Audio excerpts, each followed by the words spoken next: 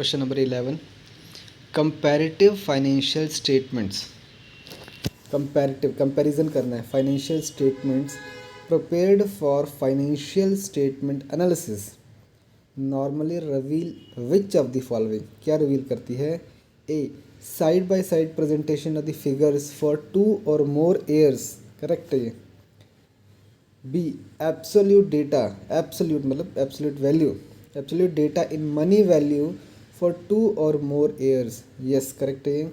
Increase or decrease between the absolute figures in money value for 2 और more years, ये भी correct है। All of the above इसका सही आंसर है, D is the right answer. Comparative financial statements की बात हो रही है, समझ के बाद 12th पे आते हैं। Question number 12, financial statements of 2 और मोर फर्म्स, 2 और मोर फर्म्स की बात हो रही है। Can be made for drawing inferences is termed as, उसे क्या कहते हैं? इसे कहते हैं इंटर फर्म कंपेरिजन। जैसे इंटर स्टेट होता है बिटवीन डिफरेंट स्टेट्स, यहाँ पर इंटर फर्म, ठीक है, 2 और more firms, inter firm comparison कहते हैं, D is the right answer. 13 की बात करते हैं। The figures shown in financial statements are converted to percentages so as to establish each element to the total figure of the statement in, ठीक है। तो किस में कन्वर्ट करता है? इसे कहते हैं कॉमन साइज स्टेटमेंट्स। किसे क्या कन्वर्ट कर, किस में कन्वर्ट करना चाहते हैं हम? कॉमन साइज स्टेटमेंट 100 में से हम सब बना दें, परसेंटेज का मतलब 100 में से निकाल रहे हैं, तो कॉमन साइज बना दिए कि 100 में से हम चेक कर रहे हैं। समझ के बाद figures shown in the financial statements are converted to percentages, सब परसेंटेज में हो गया तो वो कॉमन साइज स्टेटमेंट बन जाता है। समझ के बाद आगे आ जाओ 14 पर। EBITDA स्टैंड्स फॉर, किसके लिए स्टैंड करता है? तो सही आंसर है B, earnings before interest, tax, depreciation and amortisation. तो ध्यान देने वाली बात यह है कि यहाँ पर इंटरेस्ट मतलब अर्निंग्स बिफोर रहेगा, earnings before interest, tax, depreciation and amortisation की बातें हो रही है।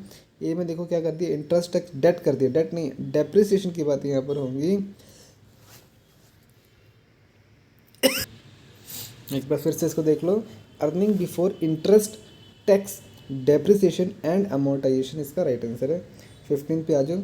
इन एन इन्फ्लेशनरी पीरियड, इन्फ्लेशन हो रहा है, inflationary period the use of FIFO, first in first out, will make which one of the following more realistic. Inflation है तो फीफो में क्या मोर रियलिस्टिक है? तो इसका सही आंसर है C, profit and loss account. Profit and loss account अगर क्या चीज़ हो रही है, इन्फ्लेशनरी पीरियड चल रहा है तो FIFO profit and loss account more realistic रहेगा, ठीक है। फीफो इन्फ्लेशनरी पीरियड है, प्रॉफिट एंड लॉस अकाउंट की बातें यहाँ पर होगी। 16 पर आते हैं। Free cash flow means, free cash flow, free दे दिया भाई, कैश फ्लो का क्या मतलब है? इसका मतलब है C is the right answer, cash available for meeting financial flows like debt servicing, dividend payment etcetera. अब देखो क्या क्या ऑप्शन दे रखे हैं। Cash available for financing incremental working capital, या B cash available for financing additional investment in the plant and machinery की बात हो रही है क्या? या फिर cash available for meeting financial flows like debt servicing, dividend payments etcetera. तो फ्री कैश फ्लो इसीलिए रखा होता है ताकि आप उधार चुका सकें, डेट सर्विसिंग कर सकें, या फिर डिविडेंड पेमेंट करने हैं आपको। डिविडेंड मतलब कुछ आपके प्रॉफिट्स हुआ तो आपको बांटना है, उसके लिए वो रखा जाता है फ्री कैश, ठीक है। वर्किंग कैपिटल के लिए नहीं है, ठीक है, ना कि एडिशनल इन्वेस्टमेंट के लिए। फ्री में थोड़ा सा रखा हुआ है ताकि आप अपने उधारों के लिए या फिर डिविडेंड पेमेंट्स के लिए, ठीक है, स्टॉक जो अपने जिन्होंने इन्वेस्ट किया आपकी कंपनी में उनको आप कुछ डिविडेंड पे कर सकें। नेक्स्ट पे आते हैं 17th। In a financial statement analysis, financial statement analysis कर रहे हैं, ठीक है। The figures of a series of years are collected, series of years are collected and the first year figures are taken as the base year. समझ गए? आगे बताओ। Afterwards the items in the base year are taken as 100, base year को 100 मान लिया, and based on this and based on this base the corresponding figures of financial statements in the other years are concluded.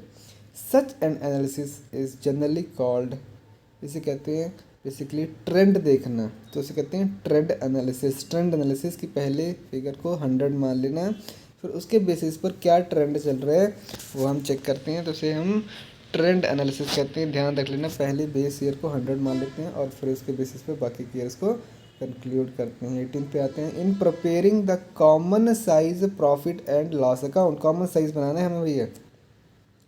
In preparing the common size profit and loss account which of the following is generally taken as the common base. Common base किसको लेते हैं? Common size profit and loss बना रहे हैं तो किसको base लें? Sales को, नेट प्रॉफिट को, नेट कैपिटल एसेट्स को, या total value of the shares. तो इतना ध्यान रखना, जब भी common size profit and loss account P&L account बनाते हैं तो सेल्स को कॉमन बेस लेते हैं। किसको लेते हैं? सेल्स को, याद रहेगा। इन preparing the common size profit and loss account की बात हो रही है। Common size profit and loss account तो सेल्स को बेस लेते हैं, ध्यान रखोगे। चलो ठीक है, दे रखेंगे सर। 19 पे आते हैं। Same accounting principles should be used for preparing the financial statements for different periods. समझ के बाद, this convention in preparing the financial statement is called, इसे क्या कहते हैं? इसे कहते हैं कन्वेंशन ऑफ कंसिस्टेंसी। कंसिस्टेंसी रहनी चाहिए, सेम अकाउंटिंग प्रिंसिपल्स की कंसिस्टेंसी रहनी चाहिए, इसे कहते हैं convention of consistency. Different periods पर डिफरेंट सालों में सेम प्रिंसिपल्स फॉलो होने चाहिए, इसे कहते हैं कन्वेंशन ऑफ कंसिस्टेंसी, याद रहेगा सर। 20th पे आते हैं ग्राफिकल रिप्रेजेंटेशन करते हैं, चार्ट बना दिए। Used in the financial analysis showing when payments are made is called, इसे क्या कहते हैं? या टाइम वैल्यू कहते हैं, टाइम पीरियड कहते हैं, टाइम लाइन कहते हैं, कंपाउंडिंग कहते हैं। तो बेटा याद रख लेना, इसे कहते हैं time line. Graphical representation, graphical में टाइम लाइन होता है, टाइम पीरियड नहीं होता, टाइम वैल्यू नहीं होता, कंपाउंडिंग नहीं होता, टाइम लाइन होता है। याद रहेगा, एक लाइन बनती है, ग्राफ में एक लाइन बनती है। A graphical representation used in the financial analysis showing when the payments are made is called time line. Line से याद रहेगा, लाइन बनती है ग्राफ, अगर चार्ट याद होगा तो एक लाइन होती है, जैसे इससे याद रखो टाइम लाइन। ठीक है, चलो यहीं कट करेंगे, नेक्स्ट पार्ट में आगे से स्टार्ट करेंगे।